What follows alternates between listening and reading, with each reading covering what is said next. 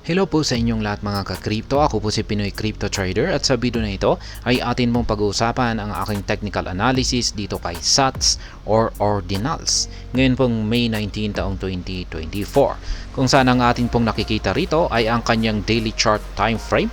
Kung saan ay meron po siyang binubuo dito na isang descending triangle pattern at kung saan ay nagkaroon po ng breakout dito sa upper portion nito.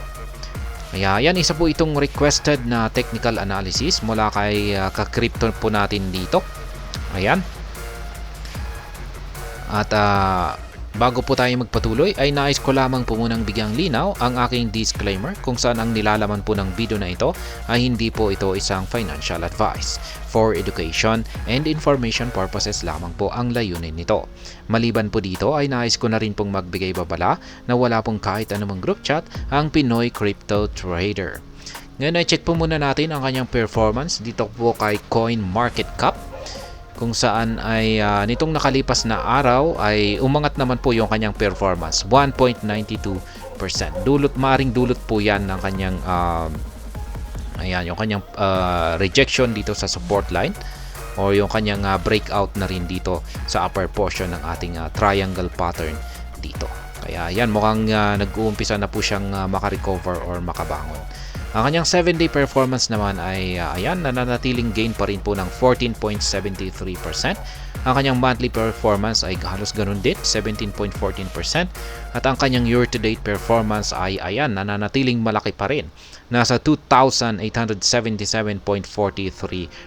Kaya yung mga nakabili dyan sa mababang presyo, ay maski hindi po sila nakakapag take profit hanggang ngayon ay malaki pa rin yung kanilang kinita rito.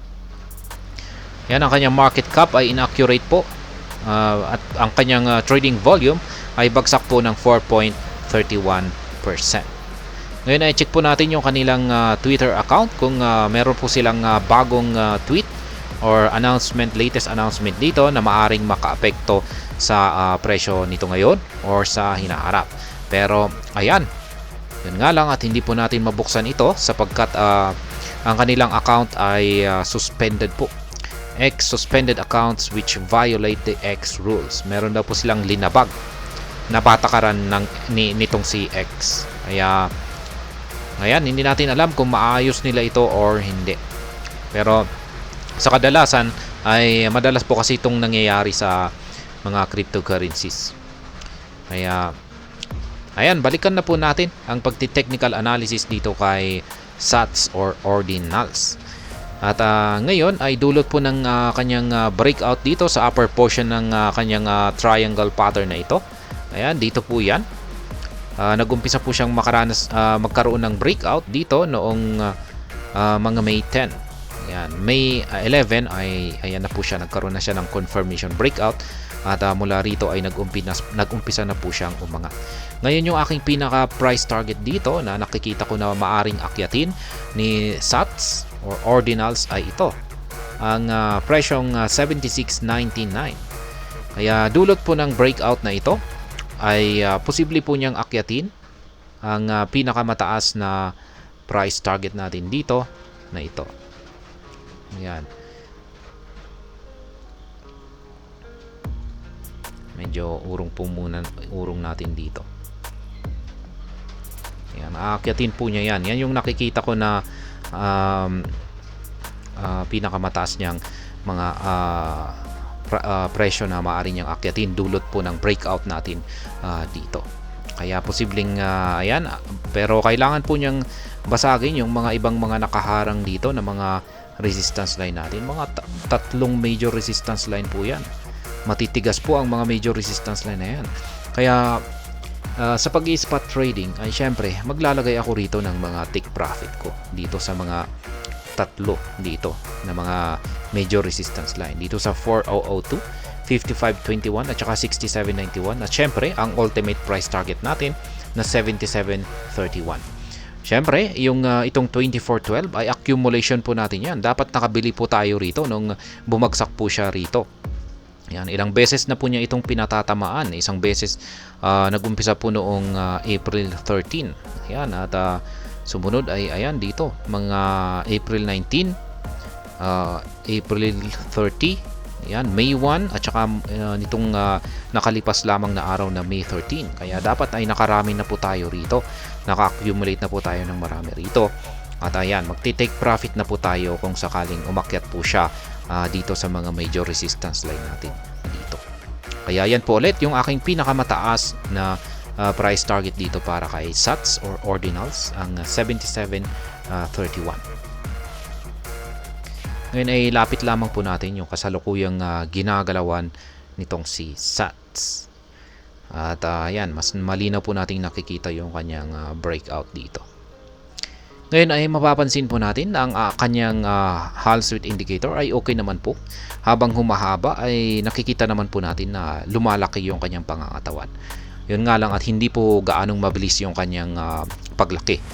Yan yung kanyang yung pagtaba ng kanyang katawan. Kasi yung pag mas mabilis tumaba yung kanyang pangangatawan, ibig sabihin ay mas mabilis pong aangat ang market price ni SATS.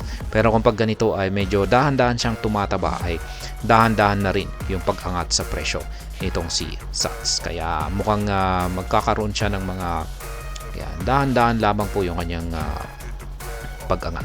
Ganyan. Hindi po magiging mabilis kasi wala pong gaanong sapat, hindi po gaanong malakas yung kanyang bullish momentum. Yung ating QQE mode indicator dito ay okay naman po siya. Basta kung magpapatuloy po na ganito yung nabubuong QQE bar formation natin dito, ay mataas po talaga ang posibilidad na tuloy-tuloy lamang po sa pag-angat ang market price nitong si SATS. Hanggang sa mahit niya yung sunod na major resistance line natin dito sa 4002. Ngayon ay may posibilidad po na ito po ay bumagsak.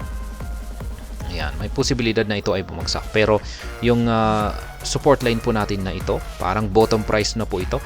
Ang 2412 ay ito na po yung last line of defense ni SATS dito sa ibaba. Kasi yung pag nabasag na po ito ay medyo nakakabahala na po ang kalagayan ni SATS kung sakaling nabasag yung support line natin dito. Kasi kung pag nabasag po niya ito ay papasok po siya sa teritoryo na wala tayong basihan kung hanggang saan po siya pwedeng bumagsak. Kaya yan, medyo nakakabahala na kung nangyari yan. Pero ayan, gaya ng sinabi ko kanina ay base naman po sa mga indicators natin dito. Ayan, na napaka-bullish yung mga indicators naman po natin dito, ay mas mataas po ang posibilidad na magpapatuloy lamang sa pag-angat sa presyo itong si SATS sa mga susunod na araw.